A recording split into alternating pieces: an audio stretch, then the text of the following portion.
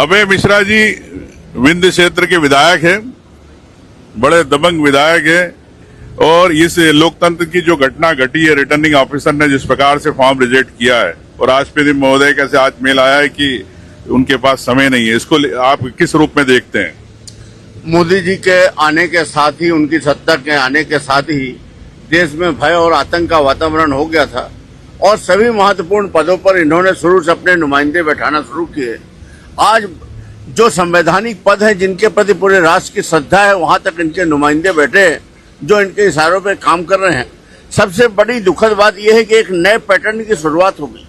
किसी भी व्यक्ति के खिलाफ कहीं एक छोटी FIR करा दो, एक आवेदन दे दो, कल जब पंचायतों के चुनाव होंगे, नगर पंचायतों के होंगे, आगे चल के विधायकों के चुनाव होंगे और वो फार्म भर के आएगा और जब जिस दिन स्क्रूटनी होगा तो कोई एक लगा दिया करेगा और उसके बाद तो लोकतंत्र खत्म ही हो गया। अब हम अभय भाई ने एक बड़ा सवाल उठाया है कि अगर इस प्रकार रिटर्निंग ऑफिसर की मनमानी होगी तो कौन पंचायत चुनाव लड़ पाएगा, कौन नगरपालिका चुनाव लड़ पाएगा, कौन विधायक चुनाव लड़ पाएगा, कौन सांसद का चुनाव लड़ पाएगा? तो इस देश के अंदर आप समझते हैं कि लोकतंत्र खत्म होने की ओर बढ़ रहा है?